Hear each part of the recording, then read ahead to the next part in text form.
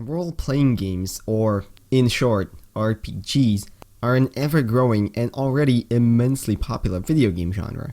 They allow you to pick, well, as the name suggests, a role and play within it. Have the game experience be tailored to exactly how you want to experience it, with the right equipment and skills along the way.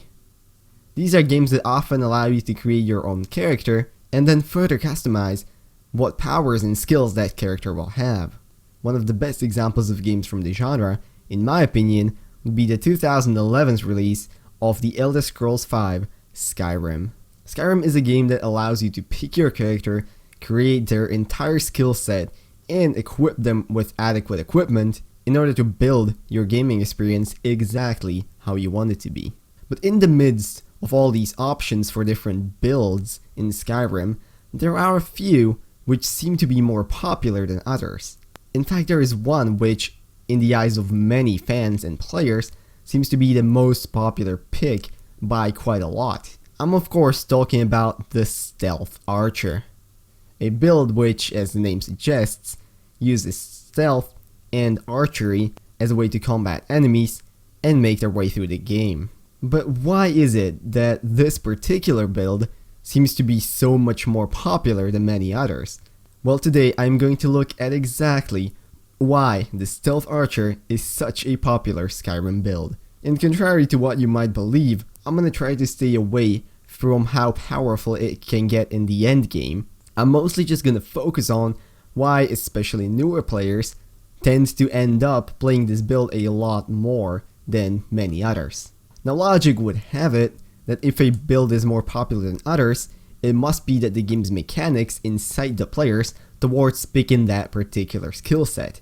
Now, in order to confirm or deny this, and to answer the question, I'm going to divide this video into 3 separate parts. We're going to talk about the game presentation, difficulty of acquisition/maintenance for the build, as well as its effectiveness. So, let's start right from the top. How is archery being presented to you, and more specifically, stealth archery within the game? Well, first of all, it is introduced early. Literally within the first dungeon inside of Helgen, as soon as you approach your first tougher enemy in the form of a bear, you are instructed to crouch down, remain in stealth, and you are given a bow with arrows.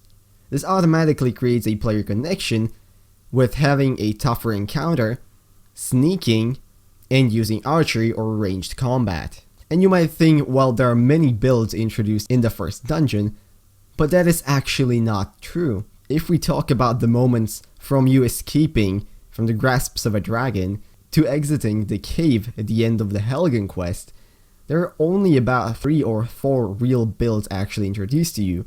The one-handed and two-handed melee combat, possibly magic if you go into your magic menu, and archery. So already, you are thinning out the number of builds for newer players to choose from. But that's alright, let's talk about point number 2, which is the difficulty of acquisition/maintenance. You see, some builds take a lot of time to get to the right point. If you, for example, wanted to go with one of my favorites, the illusion one-handed dagger sneak character, you would need an illusion level of at least 50 for you to be effective in using it against enemies. Now, any mark of a good build that you can start from the beginning is that it is effective at the point when you pick it up, which archery most definitely is. The perks and items you need to start using it are actually insanely simple to get. You need a bow, which you get within the first dungeon, and you need arrows, which you also get within the first dungeon, and they are definitely in abundance when looking around Skyrim. In terms of maintenance and upgradability, it's also fairly simple. You basically only have 2 skill trees that you focus on, archery and stealth. If you remember my first video I did on Skyrim on how new players are introduced to its world, you will remember that I talked about players not being overwhelmed with choice. In a player's mind, the less you have to choose from, the easier the gameplay will be for you, especially if you don't understand all the mechanics yet, which is why it feels immensely comfortable to separate your build into just 2 perk trees, which allow you to fully focus on those 2 perk trees. Furthermore, The beginning perks in both archery and stealth are fairly easy to explain. It's simple damage increases and stealth percentage increases. No complications or only situational perks. It all works in pretty much all scenarios and can be used in mostly all combat situations, which brings me to the third and final point of effectiveness. For someone to pick a build, that build must be effective in the game setting that the player is currently in. Now, in terms of using stealth and archery, the lucky part is that it is incredibly effective when it comes to the start of any Skyrim playthrough. Most of your encounters, especially the more difficult ones, are going to be close ranged, which means that if you as a player use a long range attack, you're immediately put into an advantage. So some of my personal start game difficult encounters would maybe be a bear, a troll, or possibly bandits. Now all of these except for archer bandits, obviously, use only close ranged attacks, which immediately gives you an advantage. By being stealthy and staying out of sight, you're able to put arrows into them, and even if you're not able to remain hidden afterwards, you have already gained that beginning of combat advantage. This is something which is obviously very appealing to new players, and I'm sure we can all see why. Furthermore, one of the, if not the most difficult encounters you will ever face, are dragons. And guess what? Archery is one of the best skills to use against dragons, especially in the beginning of the game, because a lot of the time, getting close to them with you having low defenses and low health will result in a pretty quick death if you're not careful. And lastly, even if you get discovered, archery always allows you to just run away, hide, and then pick at someone's health 1 inch at a time, and even if it takes a really long time, you're eventually gonna get through almost all encounters without losing any health whatsoever. And to someone who is not incredibly versed in Skyrim's perks and mechanics and doesn't have hundreds and hundreds of hours or the knowledge of any advanced end-game OP builds, this is something that works just fine and is something that is very appealing, thus they will probably end up picking this path. So, let's recap. Why is Stealth Archer such a popular Skyrim build, especially for newer players? Well, number one, it is presented to the player early. One of the earliest builds that the game shows you is the Stealth Archer, whereas the other builds such as one-handed and two-handed usually just go alone, meaning you only use your one-handed sword, or you can pick up the double-handed sword, or you can use magic.